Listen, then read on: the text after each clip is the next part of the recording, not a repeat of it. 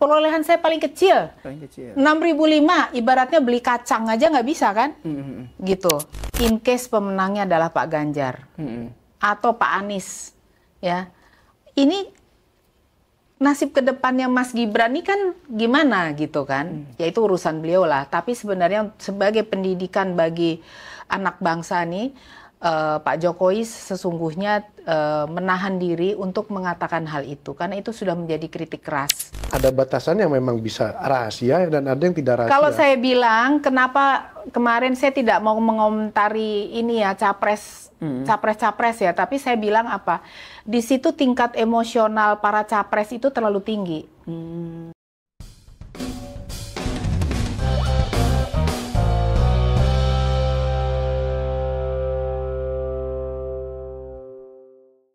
Halo Sobat Rakyat Merdeka, berjumpa lagi dengan kami di acara podcast Ngegas di Rakyat Merdeka bersama saya Ujang Sunda dan rekan saya Siswanto. Halo semua. Pemilu semakin dekat, Pilpres semakin ramai, tapi kita juga tidak boleh melupakan bagaimana konstelasi Pileg. Di Pileg 2024 ini ada sekitar 9.000 caleg yang maju. Ada yang berlatar belakang akademis, ada yang berlatar politisi, dan ada yang berlatar pakar dan ahli. Sepertinya kita akan sangat menarik untuk berbicara masalah Pileg ini. Ya, tamu kita kali ini seorang politisi, tapi juga seorang akademisi. Dia mantan anggota DPR 2 periode dengan beda parpol. Sekarang coba maju kembali menjadi anggota DPR dari Dapil Jawa Tengah melalui Partai Perindo. Tamu kita adalah Bu Susaning Tias Kertopati atau yang akrab disapa Ibu Nuning. Bu Nuning, terima kasih sebelumnya sudah hadir di podcast Rakyat Selamat Merdeka. siang, Assalamualaikum warahmatullahi wabarakatuh. Waalaikumsalam warahmatullahi wabarakatuh. Mas Usu. Nuning, ini kan bukan kali pertama Ibu Nuning maju kembali sebagai calon legislatif. Sebelumnya juga sudah mungkin beda bendera, sekarang dengan bendera Perindo yang kedua juga. Kenapa sih terlalu mencoba kembali untuk maju menjadi anggota DPR itu sebenarnya kenapa Mbak Nuning? Kok orang akan menganggap kan kok ngotot sekali nih gitu. Oh. Sebenarnya kalau seorang caleg itu tidak bisa orang Jawa bilang tidak bisa digebiah uyah. Mengatakan bahwa kita ini ngotot menjadi anggota dewan. Ada yang visi misinya tuh sebenarnya ingin turut serta di dalam pembuatan regulasi yang penting bagi negara ini. Itu orangnya pasti termasuk saya. Kalau saya ngotot sebenarnya nggak bisa dibilang juga ya, karena saya punya visi, saya punya misi yang jelas. Kenapa saya ingin jadi anggota DPR kembali? Saya melihat regulasi juga banyak yang mungkin harus dibenahi dan lain sebagainya.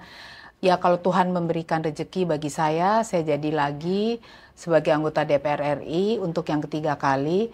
Alhamdulillah sehingga saya bisa berbuat banyak untuk masyarakat, untuk negara ini begitu. Jadi kalau kita lihat ya, mungkin Mas Usu yang sudah mengenal saya sudah lama. Saya itu kan jadi anggota DPR RI di awal dari PDI Perjuangan. Kebetulan saat itu saya menjadi sekretaris fraksi PDI Perjuangan pasca reformasi, usia saya masih 29 tahun. Nah, itu sebagai dari Dapil Blora ya. Di situ proses belajar saya sebagai anggota DPR RI. Di mana saya melihat banyak sekali dinamikanya, lalu kemudian saat itu kan kita melihat ada amandemen dan lain sebagainya. Di situ saya belajar Itu masih banyak. Sistem tertutup sih Bu ya? Iya. Pakai nomor urut berarti? Pakai nomor urut. Nah, saya juga merasakan kehidupan berpolitik ini, saya banyak belajar dengan mantan ketua umum saya, yaitu Ibu Megawati Soekarno Putri, belajar bagaimana mengendalikan diri, lalu kemudian bagaimana kita menjadi seorang politisi, sebagai manusia biasa. Beliau selalu mengajarkan bahwa kita dalam hidup ini memandang kehidupan itu seperti mata capung, Mas. Apa tuh mata capung? Karena bersap-sap sampai akhirnya kita tahu inti permasalahan. Itu saya belajar sekali. Bagaimana berkomunikasi dengan makhluk lain. Bahkan Ibu juga mengajarkan saya bagaimana berkomunikasi dengan tanaman, ya, dengan binatang, ya. Beliau adalah pecinta binatang dan pecinta tanaman. Lalu yang kedua dari Hanura. Saya belajar banyak dari Jenderal Wiranto. Pak Wiranto itu adalah orang yang sangat mengerti budaya Jawa, andap asor dan lain sebagainya, bahwa kamu kalau ingin memenangkan hati orang lain tuh kamu harus andap asor dan lain sebagainya. Tidak perlu setiap saat kamu tuh ngomong. Kamu ngomong pada saat kamu perlu untuk bicara. Nah, itu adalah salah satu yang saya dapatkan dari Pak Wiranto. Beliau-beliau ini adalah bagi saya dalam kehidupan berpolitik adalah universitas yang mengajarkan dan membentuk diri saya sehingga menjadi seorang politisi sampai hari ini. Lalu kemudian saya bergabung dengan Perindo. Perindo itu sebenarnya unik ya, karena ketua umumnya adalah seorang pengusaha, Pak Haritanu. Pak Haritanu itu orang yang sangat cerdas. Kadang-kala kita nggak tahu ya, kita belum ngomong Pak Haritanu sudah tahu dulu, gitu. Karena kebiasaan Pak Haritanu itu untuk memahami bisnisnya, dan lagi pula beliau juga pada akhirnya sekarang ini sudah menjadi politician juga ya. Nah, itu yang menarik kenapa saya juga masuk ke Perindo, karena saya juga melihat sosok Pak Haritanu bukan hanya sebagai seorang pengusaha tapi juga seorang ekonom dan juga mengerti politik sekarang ini begitu. Jadi kalau dibilang saya ini bolak-balik nyalek, ngapain sih? Saya kan 4 kali nyalek, Mas. Saya 2 kali jadi. Ada loh yang sampai 5 kali nyalek nggak jadi-jadi. Yang dua kali nyapres gagal aja ada. Oh ya, 2 kali nyapres gagal aja ada tuh. Makanya saya nggak usah sebut namanya. Pasti penonton juga sudah tahu lah siapa orangnya. Ibu, 2004 Ibu 2009 Ibu jadi 2019 salah saya kritisi ya. Oke. 99 sampai 2004 saya jadi. Oke. 2009 sampai 2014 dari Hanura saya jadi. Yang pertama dari PDI Perjuangan. 99 sampai 2004. Nah, itu kan Ibu katanya tadi udah 4 kali nyalek, 2 kali jadi, 2 kali gagal. Nah, tentu sekarang mungkin kelima. Nah, itu kan setiap nyalek itu ada perbedaan. Perbedaan pertarungan, perbedaan dapil, perbedaan kondisi. Nah, itu Ibu melihatnya dari perjalanan Ibu dan sekarang itu apa bedanya? Dan bagaimana cara Ibu mengatasi pertarungan itu? Oh, tentu saja perbedaan itu, kalau saya cerita perbedaan itu sedih, lucu, dan gembira, juga sangat memberikan pengalaman politik bagi saya luar biasa. Pertama ya, saya dari PDI Perjuangan. Saat itu nama Ibu Mega sedang bagus-bagusnya. Kita tidak usah bersusah payah, harus macam-macam. Kita teriak saja, PDI Perjuangan, Megawati, gitu. Bla bla bla. Lalu kemudian kita bicara mengenai Orde Baru dan lain sebagainya. Itu orang udah suka sama kita, begitu. Dan masyarakat pada saat itu belum terlalu pragmatis, Mas Susu. Betul. Jadi waktu itu masih ideologis ya, melihat perjuangan bersama. Lalu yang kedua, waktu saya di Hanura itu udah mulai tuh pragmatis gitu. Jadi Wani Piro tuh udah mulai gitu. Tetapi yang sama semua, warga masyarakat itu sebenarnya ingin mendapatkan seorang wakil yang bisa mewadahi keinginan-keinginan mereka. Itu sama. Setiap saat saya nyalek itu pasti kondisinya begitu. Nah, yang sekarang pragmatisme udah semakin tinggi. Lalu perang baliho di mana-mana. Zaman saya di PDI Perjuangan, itu baliho yang bisa bikin baliho hanya berapa orang. Bahkan saat itu saking cintanya sama Ibu Mega, itu kaos polos putih, digambarin ibu-ibu pakai kode, pakai spidol, tulisin Megawati. Itu udah jadi modal bagi mereka untuk berkampanye. Kalau sekarang kan jor-joran. Itu sampai pabrik kaos udah nolak-nolak tuh kita bikin kaos kan, karena saking kebanyakan caleg untuk pesan kaos, pesan baliho dan lain sebagainya, stiker ya. Gitu. Ya, dinamikanya mungkin mirip-mirip tapi ada tentunya perbedaan. Yang sama adalah warga ingin mendapatkan wakil yang bisa mewakili kepentingan mereka gitu. Dulu modal nyalek lebih kecil ya, Bu. Bahkan ada yang bilang caleg 99 itu PDIP banyak yang modal dengkul gitu loh. Karena memang nggak punya pekerjaan, tapi karena militan, karena ini bisa lolos. Gitu. Ya, militansi itu. Militansi itu menyebabkan modal tidak terlalu besar. Karena memang sebenarnya sebuah partai itu bisa menjadi besar apabila masyarakat memiliki keinginan untuk menjadi militan kepada partai tersebut gitu. Ibu di Dapil 6 Jawa Tengah ini kan ada incumbent, ada artis, ada politisi senior, ada mantan kepala daerah. Itu yang berat menurut Ibu? Bagi saya semua berat. Bahkan bukan hanya nomor satunya, sampai nomor 8 pun bagi saya berat. Saya tidak bisa mengatakan si Anu itu lebih berat daripada si ini. Kenapa? Saya pernah mengalami di Hanura, saya seperti merasakan rahmat Tuhan yang begitu besar kepada saya, sehingga saya dapat mengalahkan caleg yang dari partai besar. Bukan karena angka saya, perolehan saya lebih besar. Perolehan saya paling kecil. 6.005, ibaratnya beli kacang aja nggak bisa kan? Gitu. Mana ada sekarang sebungkus kacang 6.005? Nggak ada. Semua 10.000 kan? Itu nggak nyampe 10.000. Sehingga apa? Saya melihat ini Tuhan memang menghendaki saya. Kalau saya katakan misalnya, kan di situ ada Mbak Nafa, ada Pak Sujadi, Mbak Vita, semua ya, ada Mas Karding ya, dan lain-lain ya, Pak Panggah dari Golkar. Tapi saya melihat begini, semua itu berat sampai nomor 8. Karena kita nggak tahu rahmat Tuhan kepada siapa. Saya jadi agak sedikit apa ya, agamis ya bicara begini nih. Karena apa? Karena saya pernah berpengalaman 6.005 saya jadi. Itu kan orang tidak pernah menyangka bahwa 6.005 itu yang jadi saya. Jadi ada garis tangan juga berarti ya? Oh, garis tangan, garis tangan. Makanya saya anjurkan jangan sering dicuci tangannya. Sehingga kalau nasibnya baik nggak hilang gitu. Bu, ini kan yang agak membedakan juga 2 kali pemilu ini, 2019 dan 2024 ini, bagi seorang calon legislatif ini adalah dia selain berkampanye untuk legislatif juga berkampanye untuk capres. Karena pemilu, pileg dan pilpres ini yang berbarengan.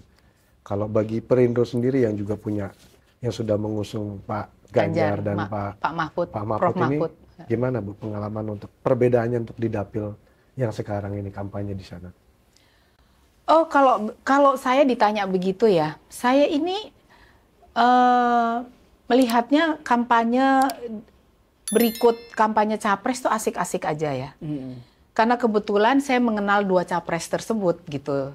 Jadi bukan seseorang yang disuruh misalnya oleh ketum, Anda tolong ya kampanye capres cawapres kita gitu ya. Tapi nggak kenal. Karena saya kenal, saya dengan hati. Nah makanya saya apabila saya turun ke lapangan, saya ngumpulin massa, saya ketemu warga, saya ke pasar, saya kuliner ya. Selalu saya ingatkan kepada yang jualan apa segala macam, lalu ke warga-warga yang ketemu saya, jangan lupa loh selain pilih saya, pilih Ganjar Mahfud gitu. Gitu. Jadi saya tidak ada kesulitan apapun untuk melakukan itu karena saya happy. Saya gembira untuk melakukan itu dan semangat gitu. Efektivitas kampanye dengan hati itu dengan kampanye yang berdasarkan instruksi gimana Bu terhadap masyarakat?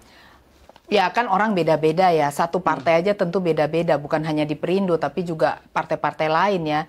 Kalau tidak mengenal si capres dan cawapresnya secara pribadi kan tentunya beda gitu loh.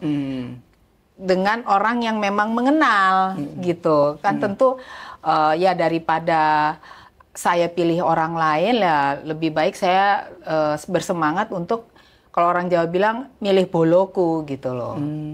Gitu. Bukan pilih teman saya. Kalau kita lihat kan kayak PDIP sendiri ini kan beda sekali. Caleg PDIP ini kampanye di 2019 dengan 2024. Dulu kan caleg itu begitu masif mengampanyekan Pak Jokowi di Pilpres. Tapi sekarang ini kan seolah-olah nggak bergerak. Bahkan PDIP, Sekjen PDIP sendiri, Mas Hasto itu sampai mengirim surat ke caleg-caleg untuk kampanye suara partai ini, suara caleg harus linear dengan suara capres. Saya tidak komen ya mengenai PDIP ya, karena sudah bukan partai saya lagi tentunya, ya. Tapi kalau di Perindo sih instruksi Ketua Umum saya Pak Haritanu jelas bahwa adalah sebuah keharusan untuk menyertakan di dalam semua kampanye kita, kampanye capres begitu. Ya memang begini ya, saya kalau untungnya alhamdulillah di Perindo tidak ada ya yang seperti itu. Mungkin di partai lain ada yang tiba-tiba belok ke 02 atau ke 01 gitu warganya atau binaannya begitu ya. Ya itu suatu hal yang tidak dapat dihindari karena itu pilihan hati kan gitu. Ya kita harus jaga juga hal-hal tersebut jangan sampai terjadi di partai kita. Ya kita harus semangat lah ya gitu. Nah terkait dengan hal itu ya saya rasa mungkin kondisi sekarang ini kita harus melihatnya sebagai sebuah dinamika yang sebaiknya segera diberesin ya. Karena apa? Ini kan terjadi berbagai hal seperti kemarin ada debat dan lain sebagainya. Kan kita takutnya itu ada residu nanti. Residu setelah pencapresan dan pemilihan capres-cawapres ini. Jadi jangan sampai terbelahlah bangsa kita gitu. Itu menurut saya. Itu yang paling bagus adalah bagaimana Pak Jokowi memberi teladan yang baik. Karena apa? Putra beliau itu, Mas Gibran kan jadi cawapres. Harusnya Pak Jokowi jangan ada keberpihakan yang terlalu mencolok. Karena apa? Harus netral. Beliau kan masih presiden, gitu. Oh, tapi komentar Pak Jokowi di Saya udah Halim. baca. Iya, itu kan, presiden boleh kok berpihak, presiden boleh kok berkampanye.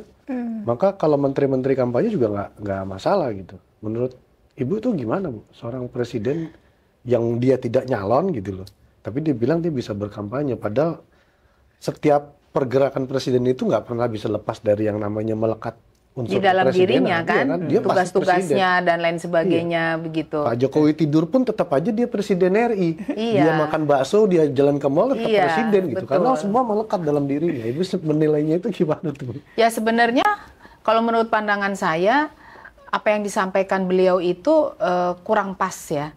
Beliau itu sebenarnya juga harus hati-hati. Karena kalau tidak hati-hati, kita nggak tahu pemenangnya siapa ya. In case pemenangnya adalah Pak Ganjar atau Pak Anies ya.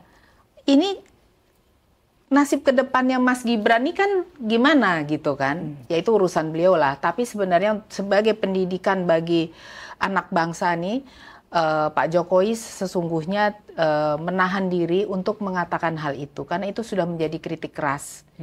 Ya apalagi juga kemarin ini perilaku Mas Gibran itu dianggap kalau tanda kutip anak muda sekarang itu ceringek ya. Ceringek, songong dan lain sebagainya. Ya saya hanya memperhatikan itu di media sosial ya. Hanya mengutip kembali gitu ya. Nah hal-hal yang tersebut tuh seharusnya juga harus ditanggapi dengan dewasa oleh tim dari 02 gitu. Sehingga tidak melebar kemana-mana. Dan jangan juga ditambahin dengan statement politik beliau. Ya bahwa kalau presiden kan mau begini-begini kan boleh-boleh saja. Ya.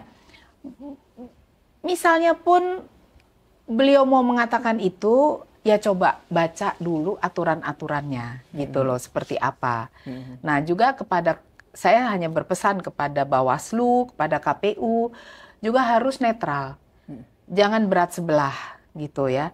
Yang satu dikerasin, yang satu enggak. Juga aparat ya, TNI, Polri, ada orang ngomong begini, dianggapnya hoax, padahal tidak, lalu ditangkap gitu. Saya tidak usah sampaikan di sinilah, contohnya sudah ditulis oleh rakyat merdeka. Jadi saya pikir ini pertarungan yang sekarang harus sebagai pembelajaran ke depan bagi anak bangsa kita. Gitu. Ya kayak saya kan tentunya mungkin 5 tahun lagi juga udah nggak nyalek lagi kali kan. Tapi kan hal-hal yang seperti ini kan seliwar-seliwar di depan kita. Apalagi kalau kita juga pemakai media sosial gitu. Bu kalau sebagai pakar, Ibu kan juga sebagai pakar intelijen kan. Di Rakyat Merdeka ini sering sekali kan memuat Ibu sebagai pakar intelijen kan. Nah ini kan dari 03 ini kan sering teriak, bahkan Bu Mega berapa kali pidato kan teriak-teriak soal netralitas tentara gitu kan, netralitas aparat kan, baik itu kepolisian dan TNI gitu kan. 01 pun juga sama berteriak-teriak seperti itu bahwa adanya ketidaknetralan ini kan, nggak fair pertandingan pilpres kali ini. Ibu melihat itu memang apakah memang ini gejala memang atau memang sekedar oknum atau gimana terkait netralitas? Iya, kalau digaungkan? netralitas itu kenapa juga Ibu Mega juga dalam pidatonya beliau mengatakan hal itu, lalu Pak Anies juga. Menurut pandangan saya begini ya, kita semua tahu apabila ada seseorang presiden, tentu aparat itu kan melekat dengan dirinya. Beliau adalah panglima tertinggi, ya. Nah, bagaimana caranya memisahkan hal itu? Nah kan gosip-gosip miring di bawah tentunya Mas berdua tahu ya bahwa siapa sih tiba-tiba nih partai Anu kok banyak banget balihonya. Ini yang masang siapa? Sebelumnya kan nggak banyak nih anggotanya. Nah dicurigai kan TNI Polri gitu. Nah itu harus baik itu Panglima TNI, baik itu Kapolrinya itu turut memberi apa ya penjelasan apa yang sebenarnya terjadi gitu. Tapi harus juga seperti rakyat merdeka nih, harus juga tanya kepada masyarakat di bawah, betul nggak apa yang disampaikan Panglima dan Kapolri gitu, bahwa tidak ada cawe-cawe. Nah kalau menurut pandangan saya sih sah-sah saja baik 03 dan 01 mengingatkan hal itu, karena memang kan adanya presiden sebagai panglima tertinggi kan TNI Polri itu melekat gitu. Ibu salah satu pihak yang banyak kenal dengan jenderal-jenderal di TNI maupun Polri. Oh, siapa bilang? Pernahkah Ibu berdiskusi dengan mereka tentang kondisi ini? Saya kebetulan belakangan sibuk di dapil. Jadi saya tidak banyak berjumpa dengan beliau-beliau. Saya baca mengenai perkembangan itu banyak dari media sosial ya. Pastinya medianya itu Rakyat Merdeka. Yang pagi-pagi saya baca Sindo News, Okezone, itu udah pastilah gitu ya, inews.co. Nah, nonton TV juga, mana-mana tuh juga pastinya saya nonton semua. Ya, kalau tentara-tentara itu dan polisi-polisi itu, baik yang pamen maupun yang jenderal, teman-teman saya adalah gitu. Ya, biar agak lebih ini, meski tidak banyak gitu ya, tapi adalah gitu ya. Mereka kan, saya harus melihat mereka adalah manusia biasa. Memang saya pernah ada statement juga di Rakyat Merdeka, saya katakan bahwa untuk menjadi netral, TNI Polri itu bukan hal yang mudah. Karena apa? Kembali ke hati nurani. Pilihan itu ada di sini, lalu baru bergerak ke sini, gitu kan? Nah, saya bertanya, jika sudah seperti itu, ini ada perintah netral, tentu ini yang menyelamatkan bangsa dan negara. Jadi jangan sampai presiden sendiri tidak memberikan garis bahwa TNI Polri itu harus netral. Karena bahaya, Mas. Kalau kita diemin aja misalnya Pak Jokowi diam saja, tidak memberikan strong sentence kepada TNI dan Polri bahwa Anda tuh semua harus netral gitu. Netral tuh yang bagaimana? Dia tidak berpihak. Kalau saya tidak setuju, TNI Polri itu sama sekali tidak bersentuhan dengan politik. Karena menurut saya semakin tidak bersentuhan, tidak mengerti politik itu apa. Harus mengerti politik, tapi tidak boleh ikut politik praktis. Gitu. Jadi paham. Ini kalau saya begini, akibatnya rakyat akan melihat TNI begini, melihat polisi begini. Itu kan kalau orangnya ngerti politik, gitu. Jadi tidak asal saja, gitu. Tapi Presiden berkali-kali bilang netral.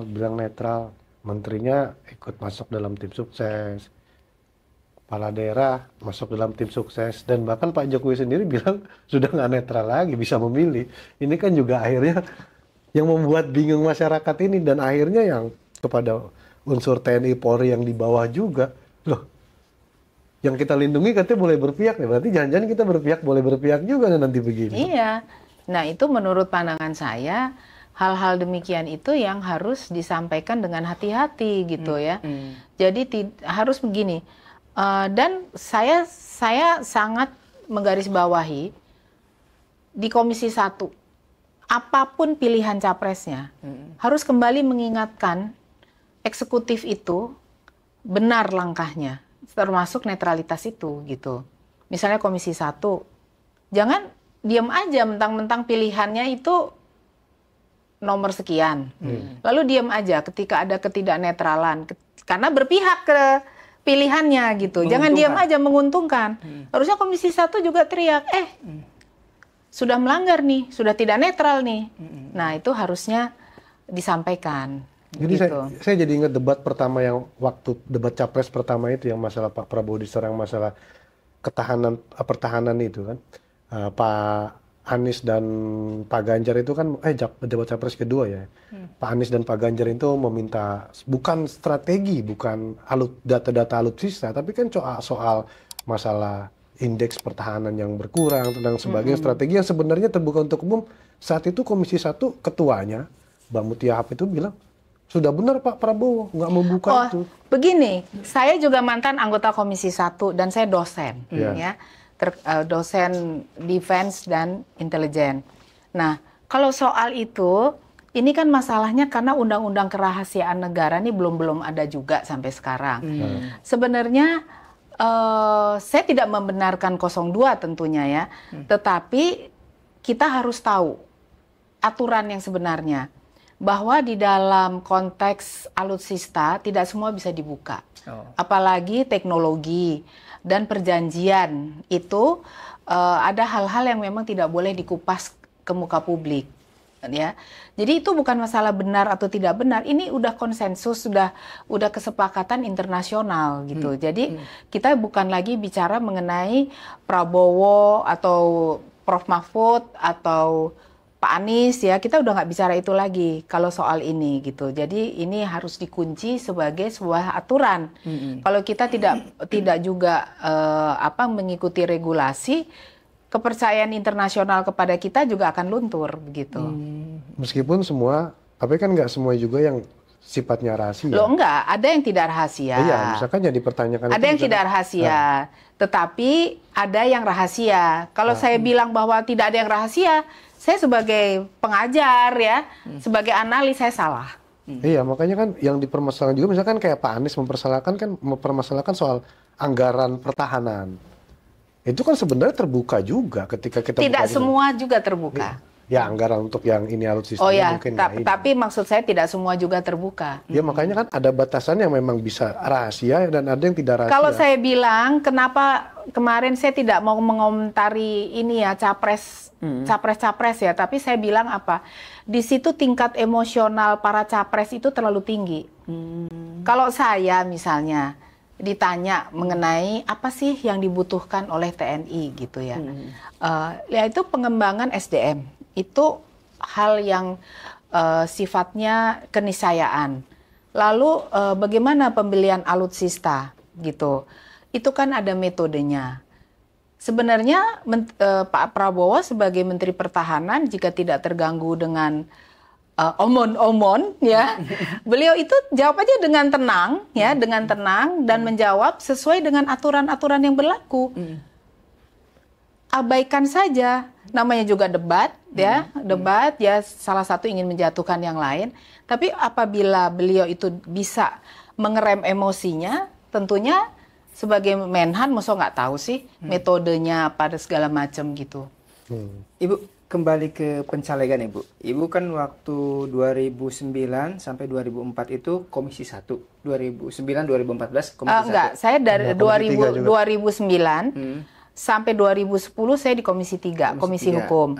Lalu 2010 saya kembali ke Komisi 1 sampai selesai. Andai nanti terpilih lagi, apakah Ibu ingin kembali ke Komisi 1 atau sudah punya apa rencana lain di komisi yang lain? Ya, saya terserah, itu kan hak prerogatif sebenarnya dari ketua umum ya. Kalau misalnya alhamdulillah insya Allah saya bisa terpilih, ya tentu saya kepengen kembali ke Komisi 1. Itu sesuai dengan keahlian saya, lalu ya profesi saya sebagai analis dan sebagai dosen pertahanan dan intelijen ya. Karena di situ kan mitranya ada BIN, ada TNI, ya, terus ada Kementerian Luar Negeri dan lain-lain. Tetapi apabila memang saya dilihat, karena saya juga analis, di Komisi 7 saya juga mau, karena di situ ada BRIN. Kenapa saya mau di BRIN? Karena apa? Di Indonesia ini sudah semakin seperti dilupakan ya, research. Ya, nah pertanyaan Mas tadi terkait dengan hal-hal yang alutsista, pertahanan dan lain sebagainya, itu kan harus ada research. Apa sih sebenarnya yang dibutuhkan oleh TNI, sistem pertahanan kita? Mana yang harus dimulai? Mungkin research saya salah, tapi pasti ada yang benar. Mulai dari SDM. SDM itu penting, SDM yang betul-betul mengerti dan penguasaan bahasa juga baik, sehingga prajurit-prajurit pengawak itu dapat melakukan tugasnya juga dengan baik dan benar gitu, karena paham dengan apa yang ditulis gitu kan, pasti dengan bahasa-bahasa pembuat dari alutsista tersebut, Prancis, lalu Rusia, lalu kemudian bahasa Inggris dan lain-lain. Nah, lalu kemudian juga pertimbangan-pertimbangan alutsista gitu ya. Jangan pembelian alutsista itu lalu dimotori atau digas ya, itu oleh broker gitu. Kalau broker kan maunya barangnya laku, yang sebenarnya di bawah juga belum tentu butuh gitu. Oleh karenanya hal itu juga perlu anggota DPR yang paham. Nah, oleh karenanya saya bisa di Komisi 1 dan bisa di Komisi 7 karena ada BRIN di situ. Saya ingin research di Indonesia itu berkembang dengan baik dan biaya research juga ditambah. Gitu. Lalu kemudian kalau tidak ya Komisi 6. Saya Komisi 6. BUMN. Ada pindad di situ ya. Di situ saya tidak concern kepada BUMN kayak bank dan lain sebagainya. Saya concern kepada BUMN yang pertahanan gitu. Ibu juga selain aktif di politik juga kayaknya punya hobi-hobi menarik ya Bu ya. Kulineran, terus juga saya lihat beberapa kali batik itu ya, koleksi batik. Saya kolektor itu bisa batik. diceritakan Ibu, dan apa yang menarik dari hal itu? Kalau saya sebagai kolektor batik itu awalnya adalah dari ibu saya. Ibu saya kebetulan dulu ibu saya itu bekerja menjadi staf di kantor pajak. Nah, nggak tahu ya, mungkin banyak memperoleh masukan dari koleganya terkait dengan batik-batik bagus. Beliau koleksi gitu kan, beliau koleksi. Nah, terus saya meneruskan dan saya koleksi batik tulis. Kenapa saya koleksi batik tulis? Bukan karena mau sombong-sombong diri itu mahal, tetapi batik tulis itu di dalamnya ada entitas. Ada pembeli, ada pengrajin, lalu ada desainernya, lalu ada masyarakat yang menikmati bila orang menggunakan batik. Nah, itu semua kan menghidupkan ekonomi, baik itu bagi perempuan-perempuan di pedesaan maupun masyarakat luas gitu. Jadi ketika kita pakai batik tulis itu meaningful karena ada entitasnya di situ, Mas Usu. Nah, hobi lain itu masak. Saya hobi kuliner, itu gastronomi, saya jajan di mana-mana. Kalau ke dapil tuh pasti saya datang ke yang otentik dan legend ya. Saya tuh sampai belusuan ya sambil memperkenalkan diri. Saya masuk ke kampung-kampung, ke desa-desa. Kayak di Wonosobo itu kan ada mie longkrang itu, mie ongklok-longkrang. Itu wah, saya kalau ke sana nggak pernah saya lewatkan. Gitu. Jadi ya kayak di Magelang gitu kan juga di Muntilan itu ada yang khas-khas gitu sampai saya tahu seperti itu ya gitu. Hubungan antara hobi kuliner, hobi batik dengan politik itu gimana? Ada. Ada, Mas Susu. Seperti apa? Karena begini, kalau gastronomi ya, gastronomi itu kayak jajanan-jajanan, makanan masyarakat, itu kan ketika kita ingin menikmati, kita berkomunikasi dengan mereka. Komunikasi biasa bisa berkembang menjadi komunikasi politik. Jadi jangan salah sangka ya, orang di bawah itu tidak mengerti politik. Mereka baca kok, apalagi ada mbok-mbok yang eyang-eyang, mbah-mbah yang jualan itu, bisa kok kasih pendapat. Mboten Bu, kalau pilih Ganjar mawon gitu. Alasannya sederhana, kenapa? Rambutnya putih koyok dalem niki gitu kan.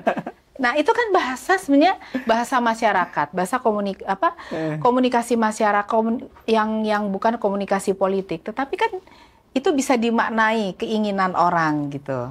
Seperti apa. Jadi memang ya kayak batik tentunya itu udah pastilah karena kita bertemu dengan pengrajin dan lain sebagainya. Tapi di Jateng 6 itu Pak Jokowi Pak Ganjar itu masih kalah dengan Pak Prabowo tuh, Bu. Gimana tuh strategi yang kurang berapa hari lagi, 22 hari lagi pencoblosan kalau tidak. Kalah itu berdasarkan apa? Survei. Survei Kompas. Oh, saya tidak melihat itu. Saya melihat berkat Tuhan. Di sana masih oke berarti Ganjar. Kalau saya lihat masih oke. Masih oke loh, saya berhadapan langsung kok dengan warga. Gitu, warga yang menyukai dan mencintai Pak Ganjar, apalagi Prof Mahfud ya dilihat sebagai pendekar hukum, masih banyak kok. Gitu, masih banyak. Ya mungkin silakan saja siapapun surveyor ya mengatakan bahwa ada paslon lain lebih tinggi ya. Tapi mohon maaf ya, kadang-kala survei juga bisa salah. Kita kembali kepada rahmat Tuhan, kepada kita, rahmat Allah Subhanahu wa Ta'ala. Saya sudah merasakan soalnya. Jadi saya bisa ngomong begini, Mas Susu. Kalau saya nggak pernah merasakan 6.005, saya bisa jadi. Ini saya mau minta sama Pak Jaya Suprana tuh kasih saya muri itu. Karena paling kecil, terendah, sampai kapanpun nggak akan ada orang 6.005 tuh bisa jadi anggota DPR. Saya harus dapat record muri dari Pak Jaya Suprana. Kalau capres kan harus banyak, Bu. Nggak bisa seperti itu.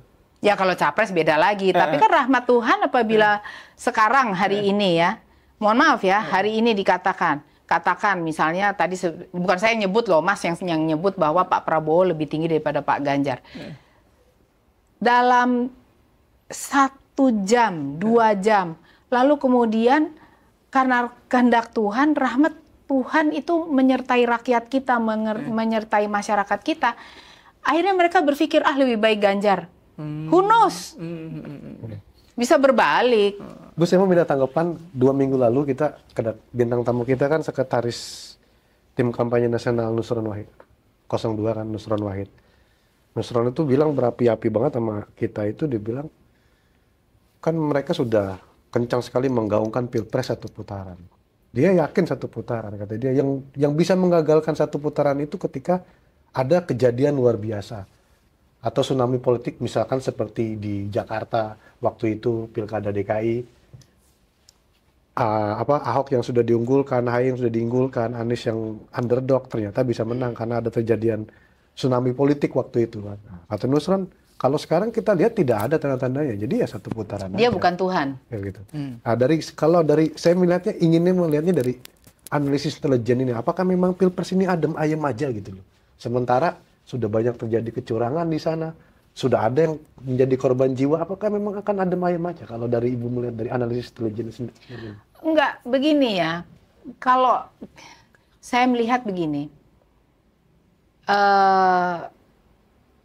jangan terlalu yakin, jangan mengatakan bahwa tidak akan ada tsunami politik. Ya, tsunami politik itu bisa, kan tadi saya katakan 1-2 jam bisa saja ada tsunami politik. Tuhan akan menyertai orang yang benar, itu aja. Jadi kalau saya yakin itu, kalau menurut pandangan saya nih, kalau ditanya analisis politik, tentunya analisis intelijen, tentunya upaya dari salah satu paslon itu udah luar biasa. Menggunakan ini, menggunakan itu, bahkan tadi sudah disebut-sebut oleh Mas kan, bahwa menterinya saja sudah melakukan itu ya. Tapi kan kita kembali melihat bahwa apakah itu juga menjadi simpati dari masyarakat? Saya tanya loh, ke warga di mana? Di desa-desa itu. Mereka dengan jujur mengatakan, nggak nonton debat. Pagi mereka sebagai petani. Malam tidur. Malam mereka istirahat. Pagi mereka ke sawah lagi, ke ladang lagi. Jadi ketika ngomong-ngomong tuh repot tuh udah hanya di ibu kota seperti ini atau di kota-kota besar. Lagi gitu TV-nya loh. nggak ada STB-nya Bu, jadi nggak bisa ada sinyal. Nah itu keluhan mereka. Iya. Kalau boten gak ada alatipun Bu, makanya saya tidak bisa menonton. Gitu. TV-nya punya tapi nggak ada pemancar. Nggak ada kan? pemancarnya. Set-top box itu mereka tidak punya. Itu yang menjadi masalah. Jadi menurut pandangan saya ya, sebenarnya kalau dikatakan bahwa hasil survei mengatakan sebenarnya ini ada loh yang ngomong bahwa sebenarnya nih pemilu udah selesai, pemenangnya udah ada gini-gini. Bagaimana mungkin gitu loh? Bagaimana mungkin hal itu terjadi gitu loh? Karena kan kita tidak tahu hati rakyat seperti apa. Apakah dengan berkumpulnya pembesar-pembesar itu lalu kemudian menjadi simpati orang, menjadi percaya, menjadi harapan masa depan bahwa ekonomi mereka ini masalahnya masalah ekonomi kan mereka yang dipikirkan oleh warga ya dimanapun berada di kota besar maupun di kampung-kampung gitu kan masalahnya masalah ekonomi. Harapan-harapan mereka pas lihat pembesar-pembesar seperti itu kayak apa gitu kan. Belum tentu mereka juga mensupport itu gitu loh. Makanya kita rakyat merdeka itu berapa kali bikin headline itu tidak pernah berbicara satu putaran. Kita selalu berbicara pilpres satu putaran atau dua putaran masih misteri gitu. Terakhir kalau tidak salah pilpres berpotensi dua putaran. Capres harus kerja keras gitu. Dalam artian belum ada yang berpeluang untuk satu putaran gitu. Semua masih punya peluang. Tergantung dari kerja keras masing-masing capresnya aja gitu. Iya, kerja keras itu seperti apa? Kerja keras itu kalau modalnya itu adalah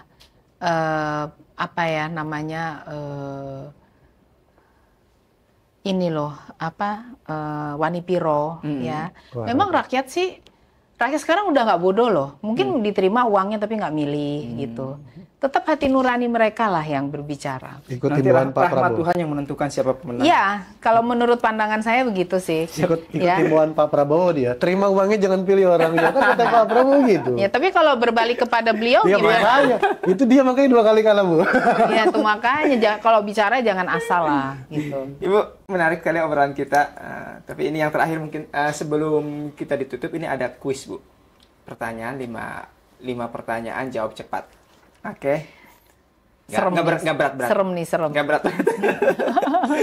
Pertama, enak menjadi pengamat atau menjadi anggota DPR? Dua-duanya enak. Dua-duanya ngalamin. Ya, dua-duanya mau saya pertahankan. Kalau menang. Kampanye via media atau door to door? Door to door itu mengenal masyarakat, media juga mengenal masyarakat. Dua-duanya bagus. Harus kombinasi. Berat lawan incumbent atau caleg artis? Dua-duanya berat. Dua-duanya berat. Supaya lebih kerja keras. Iya. Pilih lolos ke DPR atau menang pilpres? Dua-duanya lah. Nah, terakhir nih, nggak bisa dua-duanya ini. Alutsista baru tapi lama atau alutsista bekas tapi cepat? Gini, alutsista itu kalau lama tapi perawatannya juga bagus, itu tidak apa-apa. Alutsista baru, tapi dalam pengkondisiannya tidak sesuai dengan tempat kita, alam kita, itu juga jangan dibeli gitu. Jangan sampai kita beli sesuatu mubazir. Nah, ini perlu tahu sedikit ya mengenai pembelian alutsista. Jadi ketika kita ingin alat baru ya, entah di Perancis, entah di Amerika, tapi negara tersebut tidak ingin menjual kepada kita yang baru tersebut, adanya yang lama untuk dibeli sama kita gitu. Nah, oleh karenanya yang harus diperbaiki adalah bagaimana kita membuat MOU.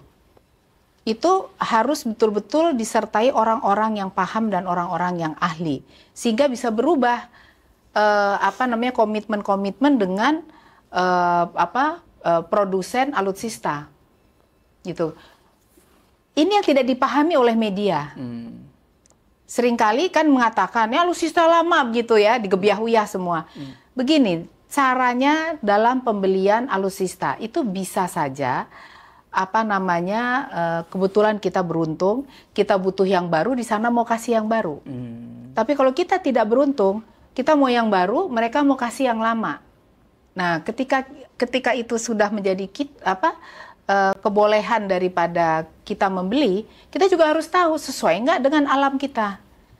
Nah, itu banyak yang harus dirancang.